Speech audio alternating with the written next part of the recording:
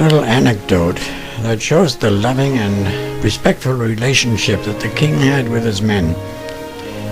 The king sits on an abandoned pipe and appears depressed, and he sees in the background his defeated army staggering towards Prague when an officer who was wounded in the battle takes his hat, fills it with water, and goes up to the king and tells him, "Your Majesty can do with a drink of water.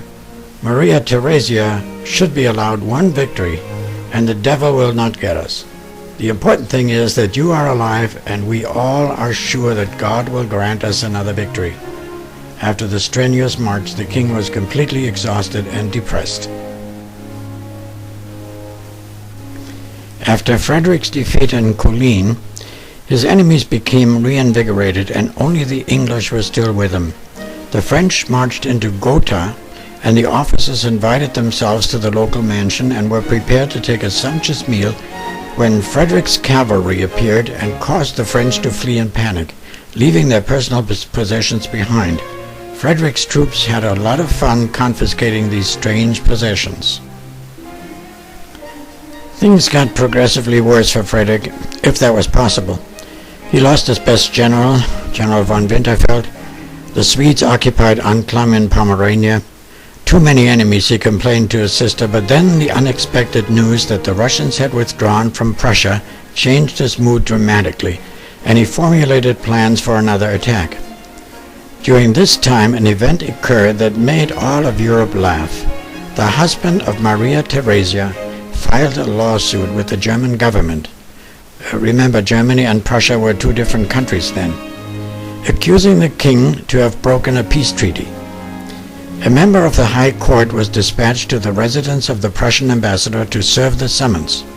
Documentation had reached Frederick, though, proving without a doubt that Maria Theresia had instigated the problem, and therefore the ambassador just threw out the clerk, who immediately explained his treatment in such a pitifully whining declaration that all of Europe was very much amused. News reached the king that the Austrians had entered Berlin and set many fires. Frederick moved his troops to free Berlin, but the French were aware of Frederick's move and immediately tried to fill the vacuum. And as soon as the king became aware of this move by the French, he turned around, and even though, as usual, he only had half as many men as the French, he headed for Merseburg. All morning long, Frederick observed the French, who seemed to prepare to attack the Prussians from all sides. The king had prepared everything for the attack, but pretended to spend the night. He dined with his officers. He ordered the troops to openly prepare for their meals. Both camps observed each other. After nightfall, Frederick, in the shortest time possible, broke camp and sent his cavalry to take cover behind a mountain ridge.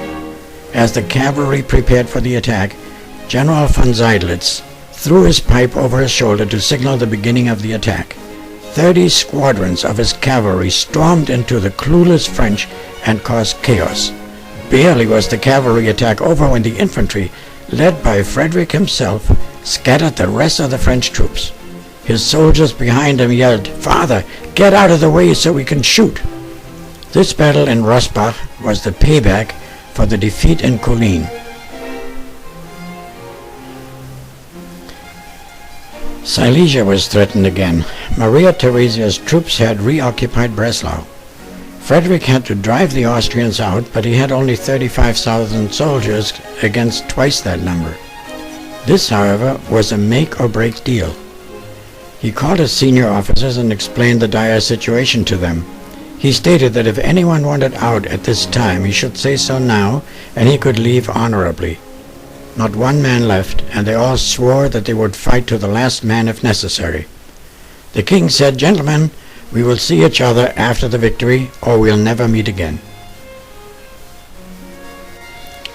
The Austrians, looking at the Prussian contingent, were making jokes about the small number of Prussians. King Frederick seemed to be everywhere. He rode up and down his lines and gave orders. He had shrewdly faked his intentions. The Austrians were convinced that the attack would start against the right flank, when Frederick suddenly made a complete turnaround and with cavalry and foot soldiers wiped out the entire left flank of the Austrians. He then went after the right flank and had fresh reinforcements burst into the chaotic retreat of the Austrians and led his troops to victory. In the history books, this victory in Leuthen is considered one of the greatest battles of its time. And please note that the officers always rode in front of their battle lines, thus always being the first to fall. Frederick was restless after his busy day, and with a small contingent he went directly from the battlefield to the small town of Lissa. And when he arrived in town, shots were fired at a small group, which returned the fire. The king turned to his men and said, "Follow me, I know my way." He calmly rode across the drawbridge into the castle of the local duke. And when he entered, he was confronted by a number of high-ranking Austrian officers. He calmly turned to them and said, "Good evening, gentlemen. I'm sure you didn't expect me here, but might you have some rooms available for us?" He was shown to his room, and soon shots came from downstairs, and Frederick's soldiers burst in and took the Austrians prisoner. His little escapade made the rounds, and a few days later the Austrians cleared out of Breslau. Soon Frederick's reputation grew, and a former enemy general stated, "A single arm, yes, even a single hair of Frederick is worth more than the iron-eater Karl." Austria did not give up, but brought France and even Russia into their camp. Frederick managed to ally himself with England. He decided to attack his main enemy and tried to take the city of Vienna. He did not succeed, and the enemy tried to block his retreat. It was a desperate situation. He was burdened by a huge train of troops and supply wagons, and again he employed a skillful charade to trick his enemies. His success was admired and compared to the 10,000 men under the Greek commander Xenophon. This picture shows the cold-blooded presence of mind of the king. When he was confronted by an enemy soldier who had recognized the large Prussian medal and had brought up his rifle to fire, the king raised his walking stick and said to the soldier, "Hey, you have no powder in your pan." The soldier was confused while Frederick spurred his horse and got away. Frederick had earned respect and admiration from friend and foe alike.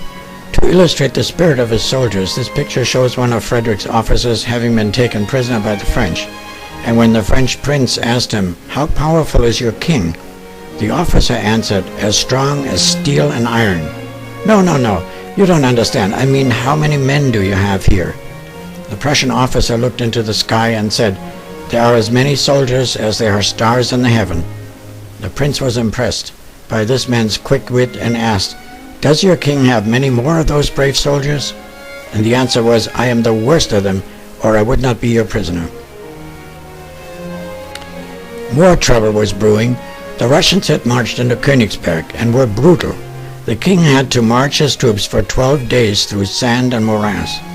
His troops showed the scars from the previous battles, and when they finally arrived at the fortress in Küstrin, they found fresh and well-dressed troops. Frederick remarked to the officer in charge, "I see you have polished troops here. Mine look like devils, but they bite."